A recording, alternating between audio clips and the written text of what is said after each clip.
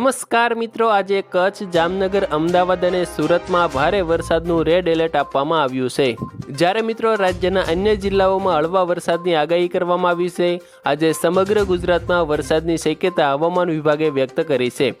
ત્યાર પછી મિત્રો વાત કરીએ તો આજે વાવાઝોડું ઓખાના દરિયા નજીક પહોંચી ગયું છે, જેના કારણે આજે સમગ્ર સૌરાષ્ટ્ર પંથકમાં ભારે વરસાદની આગાહી હવામાન વિભાગે કરી છે.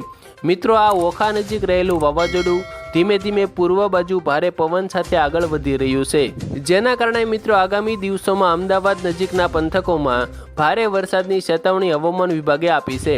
આજે મિત્રો કચ્છ, સૌરાષ્ટ્ર અને ઉત્તર ગુજરાતના સમગ્ર વિસ્તારોમાં ભારે વરસાદની આગાહી કરવામાં આવી છે. આજે મિત્રો ઓખા નજીકના જિલ્લાઓમાં રેડ એલર્ટ જાહેર કરવામાં આવ્યું છે.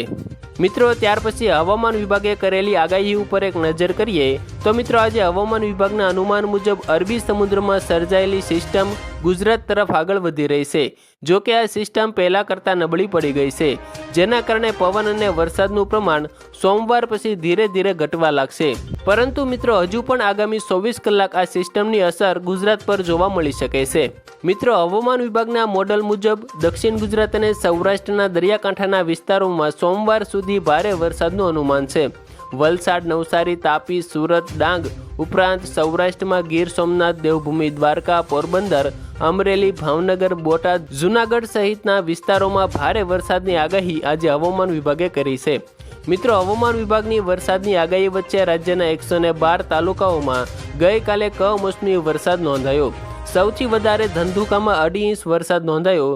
તો મિત્રો પોરબંદરના લીમખેડા, સંખેડા, ઉમરાળા, સુડા, ગરુડેશ્વર, સલાયા અને જંબુસર તાલુકામાં 1 ઇંચ કરતાં વધારે વરસાદ નોંધાયો હતો.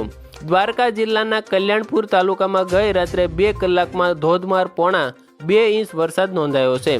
ભારે વરસાદથી ખેતર અને રસ્તા પાણી થઈ ગયા છે. મિત્રો, કમોસમી વરસાદે ગુજરાતના ખેડૂતોને પાયમાલ કરી દીધા છે, જેને લઈને વરસાદી આફતથી ખેતીને થયેલા નુકસાનનો સર્વે 3 દિવસમાં પૂર્ણ કરવા મુખ્યમંત્રીને આદેશ અપાયા છે. મિત્રો, રાજ્યમાં કમોસમી વરસાદના પ્રકોપ વચ્ચે હવામાન નિષ્ણાત અંબાલાલ પટેલે વધુ એક મોટી આગાહી કરી છે. હજુ પણ ગુજરાતમાં ભારે વરસાદનું અનુમાન વ્યક્ત કરવામાં આવી રહ્યું છે. મિત્રો, મહત્વની વાત એ છે કે અરબી સમુદ્રની સિસ્ટમ હાલ ગુજરાત તરફ આગળ વધી રહી છે. જોકે મિત્રો તે આગામી દિવસોમાં ધીરે ધીરે નબળી પડી રહી છે, જેથી રાજ્યમાં આગામી 2 દિવસ બાદ ધીરે ધીરે વરસાદનું જોર ઘટી જશે. હવામાન નિષ્ણાત અંબાલાલ પટેલે પણ ગુજરાતમાં આગામી 2 દિવસ ભારે વરસાદની આગાહી કરી છે. અંબાલાલ પટેલના અનુમાન મુજબ સૌરાષ્ટ્ર, દક્ષિણ ગુજરાત અને ઉત્તર ગુજરાતમાં 2 દિવસ હજુ પણ વરસાદનું જોર યથાવત રહેશે. સૌરાષ્ટ્ર પછી હવે ઉત્તર ગુજરાત અને મધ્ય ગુજરાતમાં પણ વરસાદનો માર વધશે. સાબરકાંઠા, પાટણ, અમદાવાદ, ગાંધીનગરમાં વરસાદનું અનુમાન અંબાલાલ પટેલે વ્યક્ત કર્યું છે. 2 દિવસ પંચમહાલના જિલ્લામાં પણ વરસાદનું અનુમાન વ્યક્ત કરવામાં આવી રહ્યું છે. તો આભાર મિત્રો, આજે આપણે વરસાદના કેટલાક મહત્વના સમાચારોની વાત કરી. આ વિડીયો તમને જરૂર પસંદ આવ્યો હશે તો વિડીયોને લાઇક કરી દેજો. અમારી આ યુટ્યુબ ચેનલ પર તમે નવા છો તો ચેનલને સબસ્ક્રાઈબ જરૂર કરતા જજો.